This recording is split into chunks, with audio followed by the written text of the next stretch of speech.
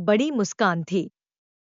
जैसे ही जेम्स उसके पास पहुंचा, उसने देखा कि उस आदमी की मुस्कान थोड़ी ज्यादा चौड़ी थी, जो कान से कान तक अस्वाभाविक रूप से फैली हुई थी।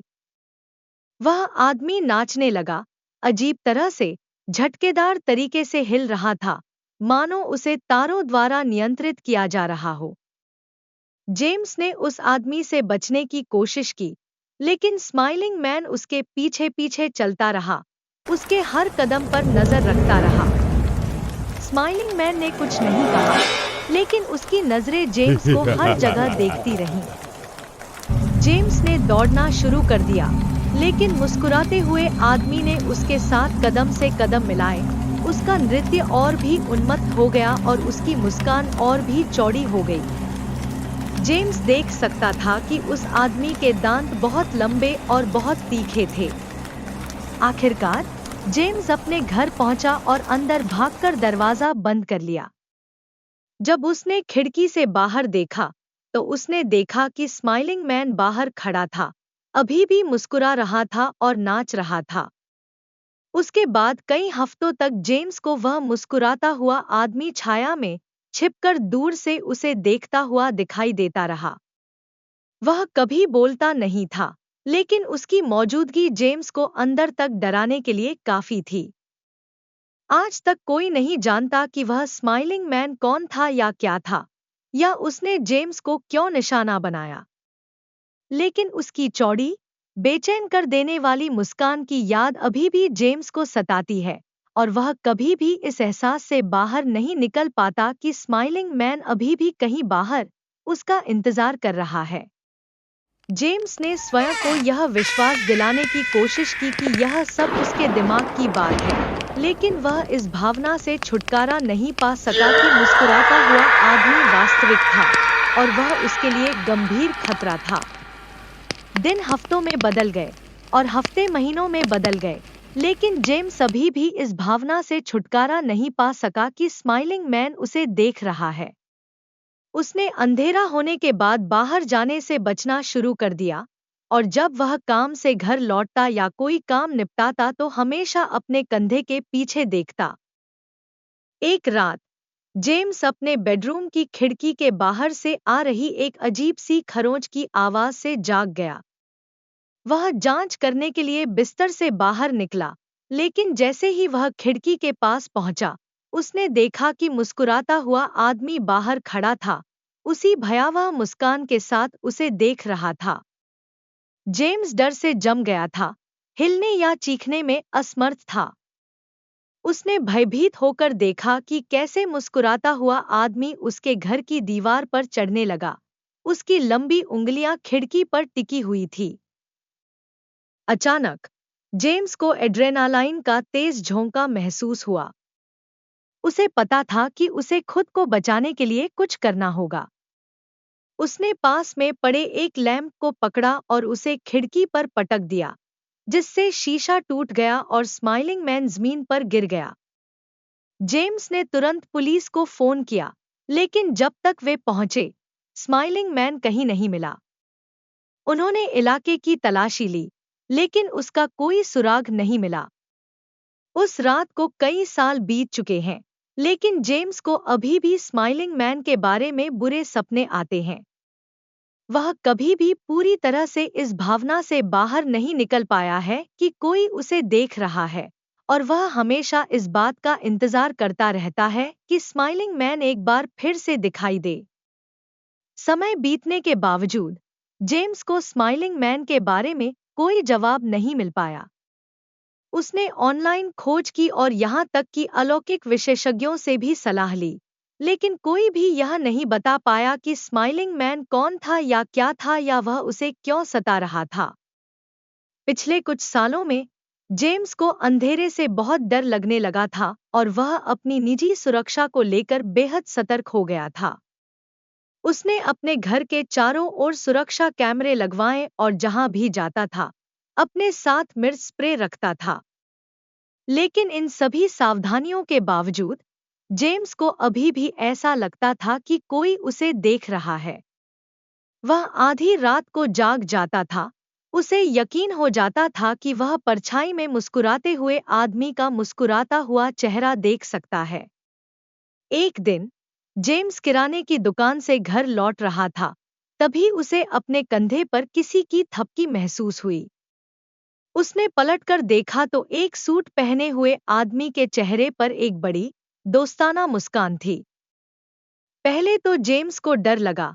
उसे लगा कि शायद वह आदमी छद्म रूप में मुस्कुराता हुआ आदमी है। लेकिन जैसे ही वह आदमी बोलने लगा, जेम्स को एहसास हुआ कि वह बस एक दोस्ताना अजनबी था, जो रास्ता पूछ रहा था। जब जेम्स उस मुठभेड़ से दूर चला गया, तो उसे एहसास हुआ कि उसने आखिरकार मुस्कुराते हुए आदमी के डर पर विजय पा ली है। वह जानता था कि शायद वह कभी यह न जान पाए कि मुस्कुराता हुआ आदमी कौन या क्या था, लेकिन उसने डर के साथ जीना और अपने जीवन में आगे बढ़ना सीख लिया था। उस दिन के बाद से जेम्स को पहले से कहीं ज्यादा आत्मविश्वास और सुरक्षा महसूस होने लगी।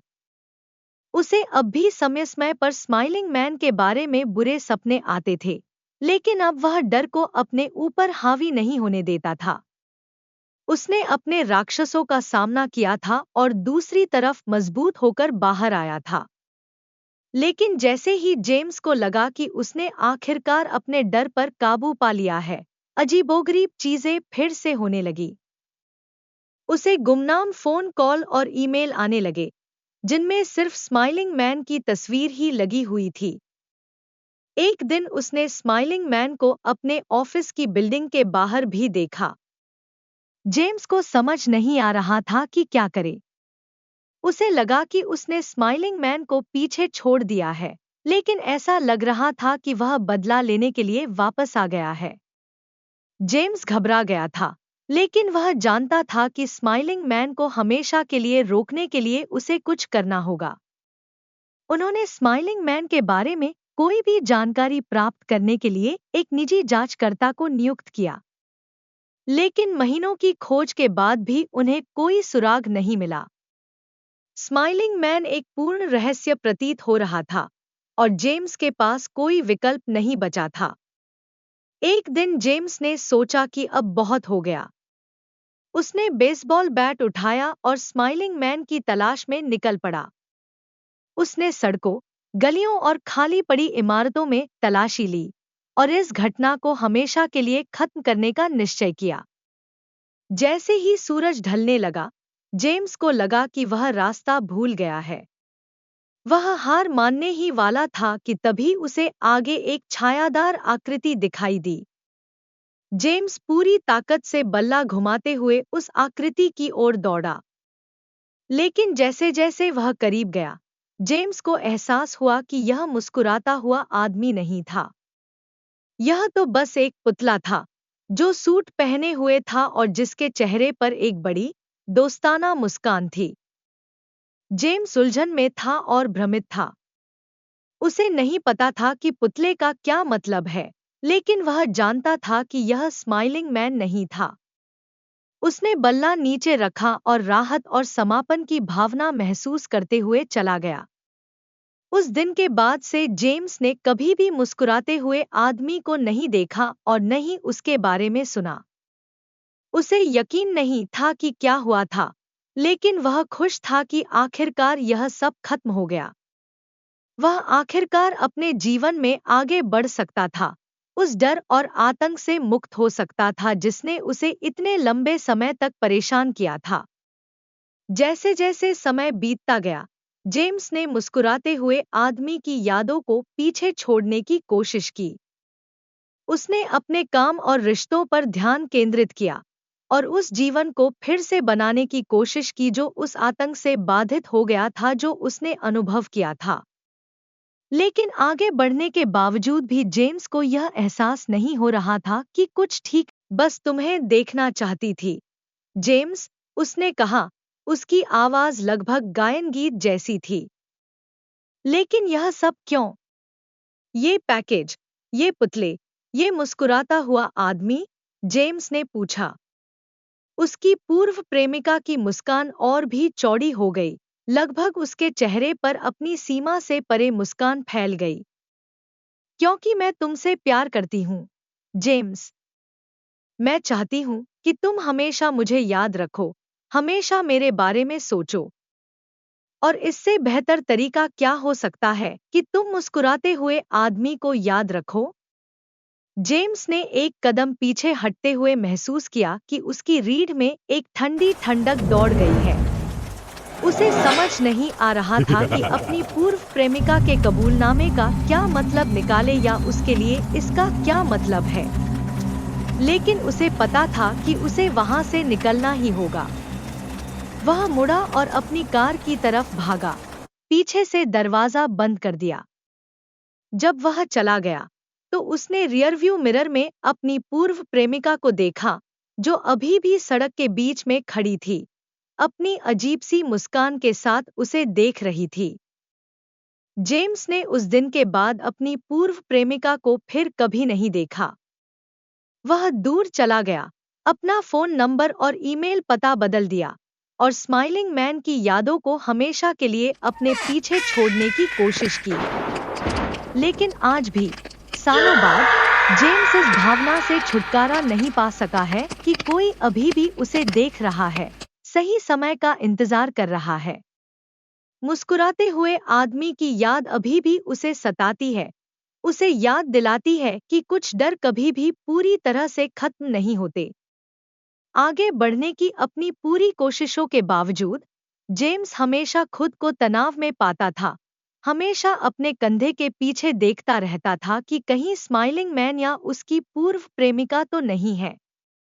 वह इस भावना से छुटकारा नहीं पा सका कि कोई उसे देख रहा है, सही समय पर हमला करने का इंतजार कर रहा है। उसने एक चिकित्सक से मिलना शुरू किया, ताकि वह अपने डर पर काबू पा सके और उसे हमेशा के लिए पीछे छोड़ सके। लेकिन चिकित्सा में भी उसे अपने साथ हुई घटना के बारे में खुलकर बताने में संघर्ष करना पड़ा। डर बहुत वास्तविक था, बहुत स्पष्ट था। जैसे जैसे समय बीतता गया, जेम्स ने प्रगति करना शुरू कर दिया। उसे एक नई नौकरी मिल गई और एक नया रिश्ता शुरू हो गया। धीरे धीरे वह अपनी खोई हुई जिंदगी को फिर से बनाने लगा। लेकिन आगे बढ़ने के साथ साथ, मुस्कुराते हुए आदमी की यादें उसके मन में बनी रहीं, जो उसे उस डर की याद दिलाती रहीं जो उसने अनुभव किया था। एक रात जेम्स घर पर अकेला था और टीवी देख रहा था। जब वह चैनल बदल रहा था, तो उसे एक ऐसी खबर मिली जिसमें इलाके में हो रही हत्याओं की एक श्रृंखला के बारे में बताया गया था। हत्यारा अभी भी फरार था और पुलिस लोगों को सतर्क रहने की चेतावनी दे रही थी। अचानक, जेम्स को बाहर से आती हुई आवाज सुनाई दी। उसने टीवी बंद कर दिया और ध्यान से सुनने लगा। उसका दिल उसकी छाती में तेजी से धड़क रहा था। उसे बाहर किसी के इधर-उधर घूमने, झाड़ियों के बीच से सरसराहट की आवाज सुनाई दे रही थी। जेम्स को डर की लहर महसूस हुई। क्या यह स्माइलिंग मैन था? उसकी पूर्व प्रेमिका? न्यूज़ रिपोर्ट में बताया गया हत्यारा? उसने पुलिस को फोन करने की कोशिश की, लेकिन उसका फोन बंद था। उसने घर से बाहर निकलने की कोशिश की, लेकिन सामने का दरवाजा बंद था। और फिर उसने सुना एक नरम, दोस्ताना आवाज उसके कान में फुसफुसाते हुए, चिंता मत करो, जेम्स। यह सिर्फ मैं हूं। जेम्स ने पलटकर देखा, तो वह वहां थी। उसकी भूतपूर्व प्रेमिका, उसकी भयावह मुस्कान और उसकी चौड़ी, बिना पलक झपकाए। मैं बस तुम्हें फिर से देखना चाहती थी, जेम्स, उसने कहा, और करीब आ गई। मैंने तुम्हें बहुत याद किया है। जेम्स को लगा कि उसका दिल तेजी से धड़क रहा है। उसे समझ नहीं आ रहा था कि क्या करे या क्या कहे। वह फंस गया था, उसके पास जाने के लिए कोई जगह नहीं थी। तभी उसे एक और आवाज सुनाई दी, जो बाहर से आ रही थी। यह कदमों की आवाज थी, जो धीरे धीरे करीब आ रही थी। जेम्स पीछे के दरवाजे की ओर भागा, वह भागने के लिए बेताब था। वह दरवाजा तोड़कर रात में भाग गया और तब तक नहीं रुका जब तक वह मीलों दूर नहीं पहुंच गया। उस रात के बाद उसने अपनी पूर्व प्रेमिका को फिर कभी नहीं देखा और उसे कभी पता नहीं चला कि स्माइलिंग मैन कौन था या उसे क्यों निशाना बनाया गया था। लेकिन वह एक बात पक्की तरह जानता था, कुछ डर कभी सच में खत्म नहीं होते और कुछ बुरे सपने कभी सच में खत्म नहीं होते।